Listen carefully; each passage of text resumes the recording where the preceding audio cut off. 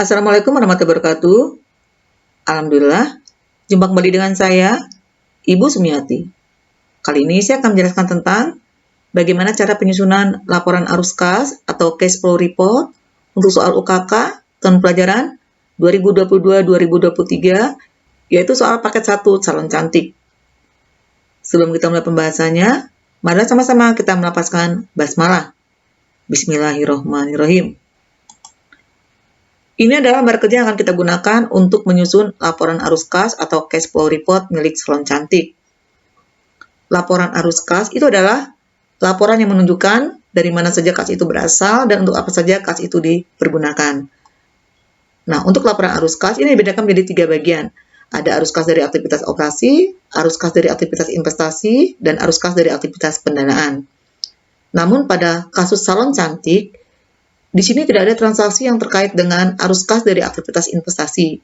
Jadi hanya ada 2 komponennya di sini, yaitu arus kas dari aktivitas operasi dan arus kas dari aktivitas pendanaan. Nah, data yang kita gunakan ini semua diambil dari general journal ya, atau jurnal umum.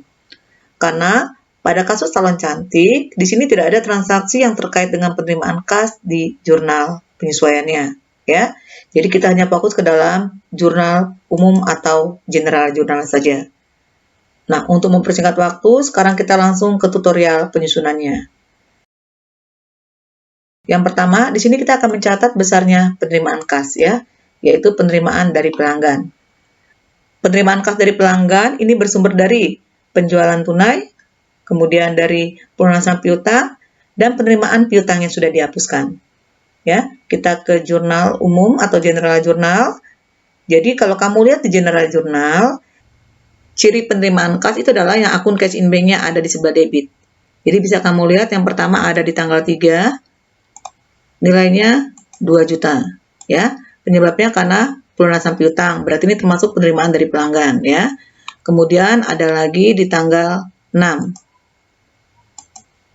nilainya 8 juta. Ya, penyebabnya karena penjualan jasa secara tunai.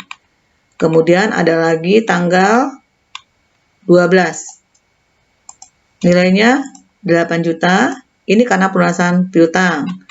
Kemudian tanggal 13. Nilainya 6 juta. Ini karena menjual jasa secara tunai.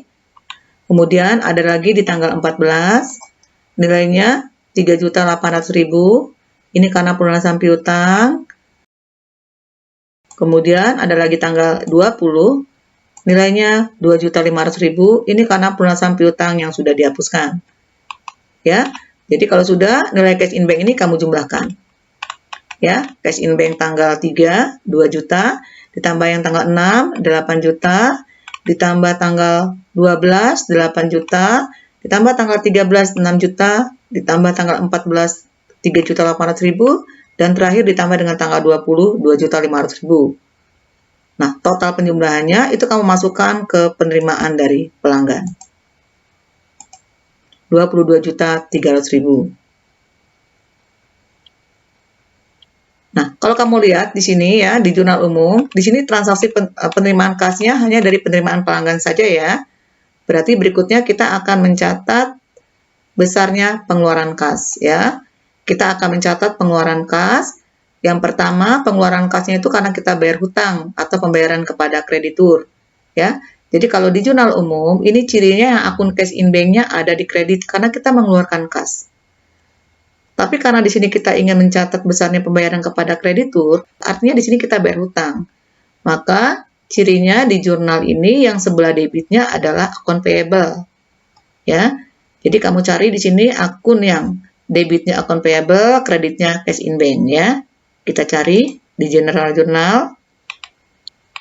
Yang pertama ada di tanggal 6. Ya, akun cash in bank-nya ada di kredit, nilainya 3.500.000.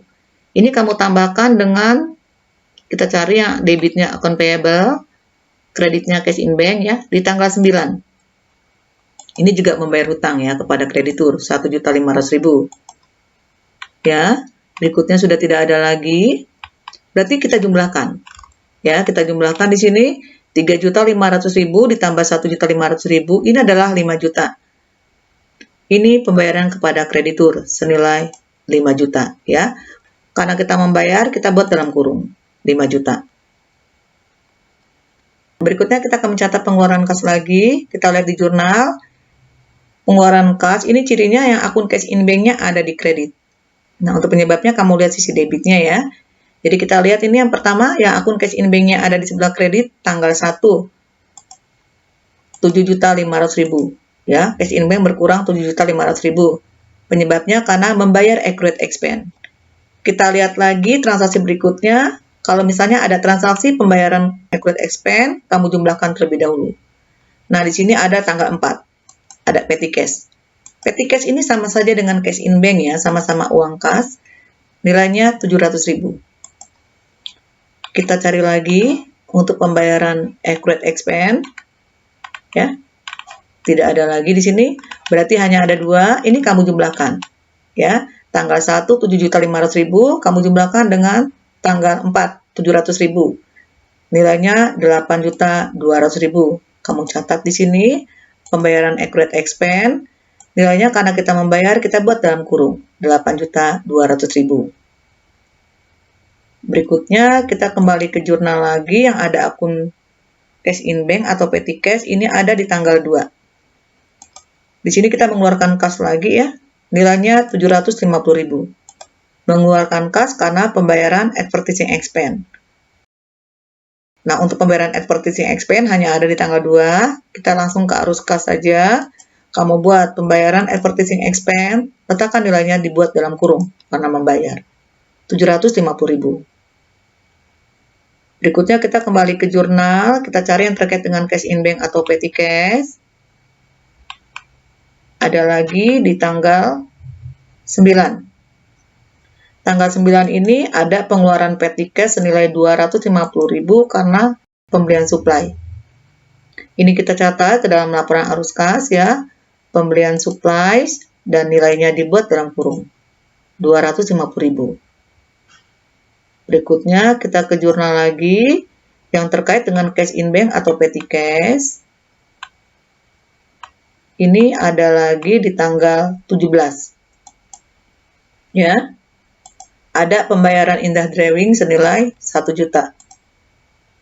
Kamu catat ke laporan arus kas, pembayaran indah drawing atau pengambilan pribadi, ya.